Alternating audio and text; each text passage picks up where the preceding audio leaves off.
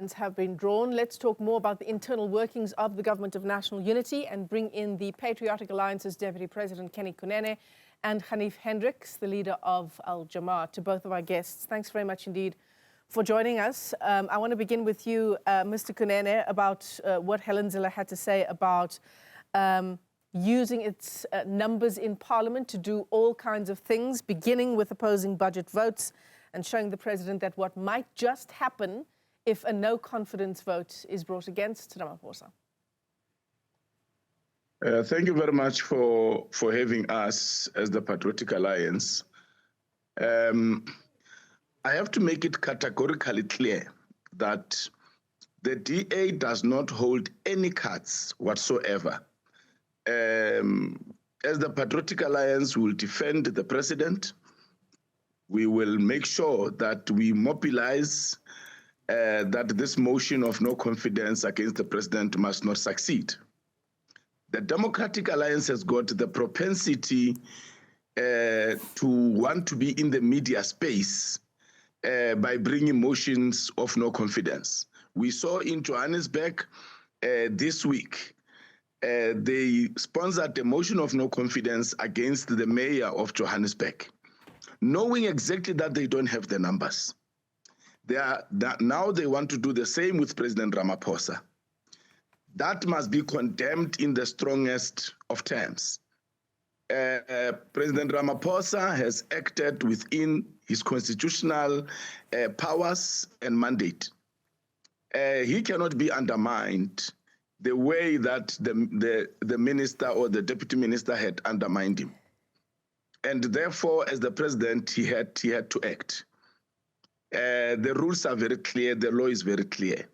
So for Helen Zille to think that she will use her white supremacist tendencies to undermine the election of the president, Cyril Ramaphosa, must be condemned. She will not succeed.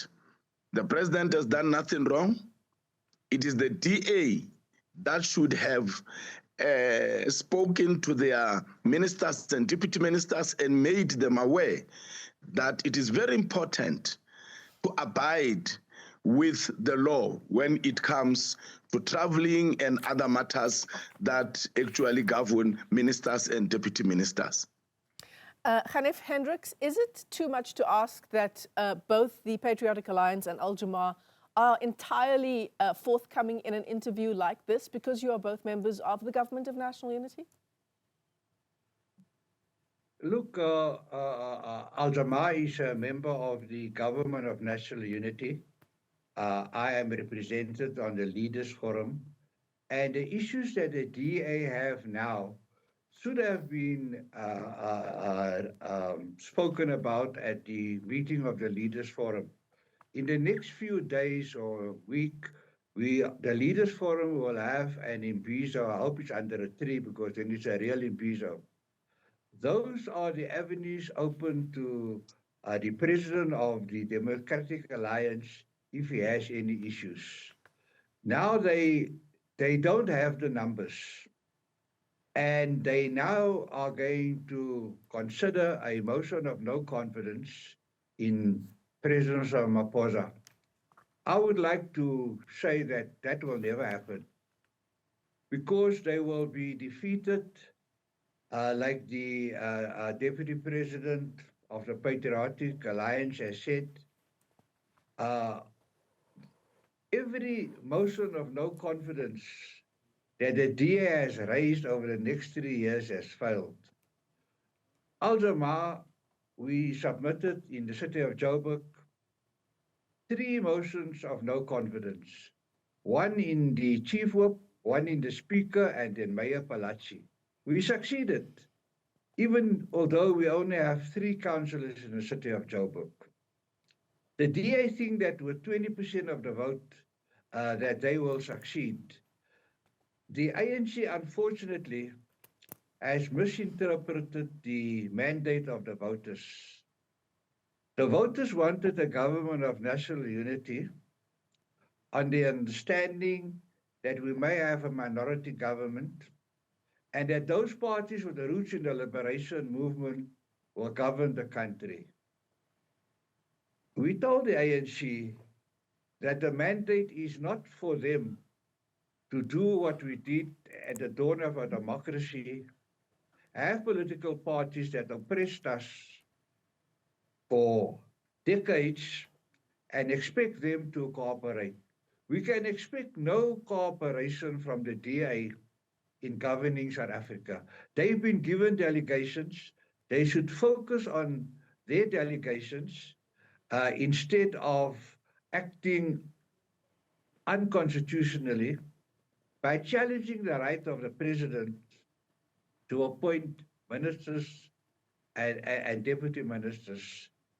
So the action of the DA in threatening a motion of no confidence and withdrawing from the national dialogue after they signed the statement of intent supporting a national dialogue, after they gave 100% support in the Leaders Forum of the Government of National Unity, that they're fully behind the national dialogue.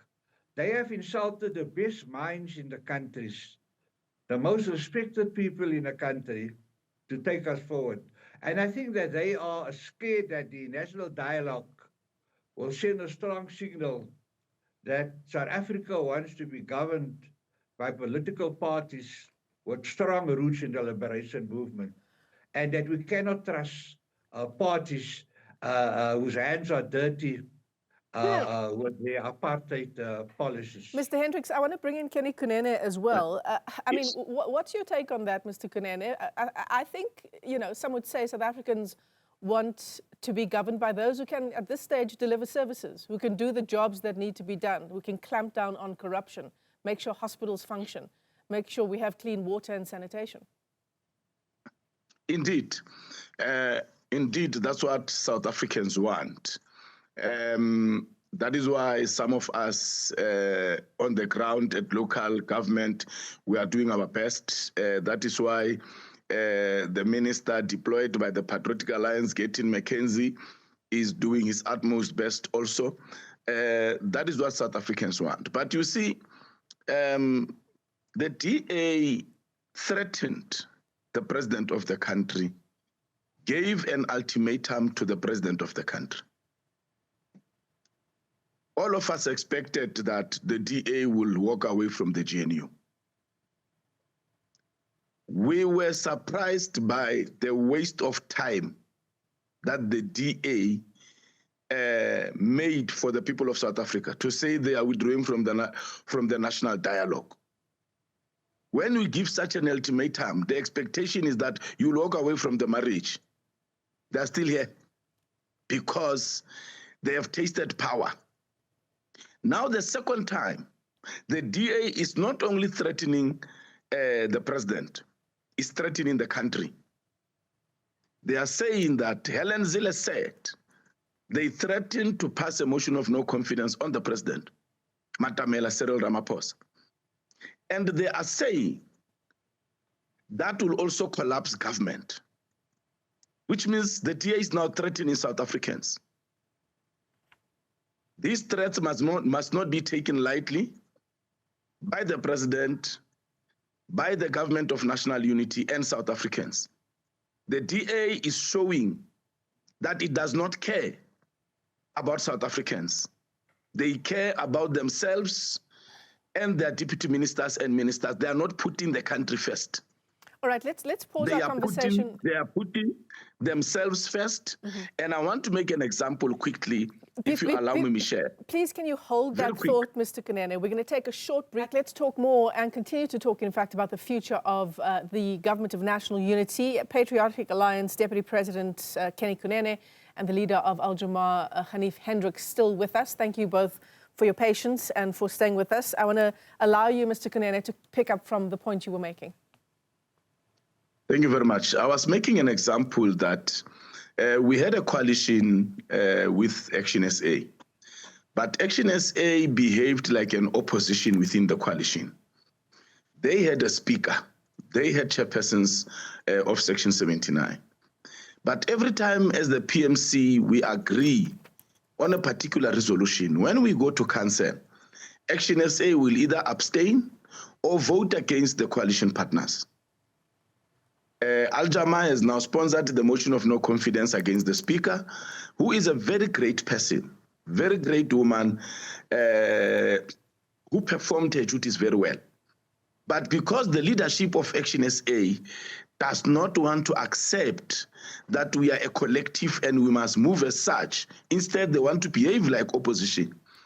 We have now supported that motion. That motion has passed. And on Thursday, we'll be voting for the new Speaker. If the DA continues to behave like an opposition within the GNU, I think the GNU must learn from the GLU in Johannesburg to say that if you are going to vote against the budget, if you are going to put a motion of no confidence against the president, it means you are basically defining yourself outside of the GNU. Right. And therefore, the GNU must then make that simple decision that we made as the government of local unity here in Johannesburg. And we said, action is either you are in or out. They decided not to vote for the loan. We said, then you are out. They decided not to vote to defend the mayor. When all of us defended Mayor Dada Morero, we then said, we are now voting out your speaker. I think this is time that the GNU stop this abuse by the DA. The DA is abusing the GNU. I think President Ramaphosa and the GNU must now take a bold step and get rid of the DA within the GNU because they don't want to live by themselves. Well, Mr. Hendricks, I want you to weigh in on this because what Mr. Kunene is saying is that the DA is acting as an opposition in the government of national unity. But would it then also not be fair to say that the ANC is acting as if it is a government, a majority government in what is meant to be a coalition government?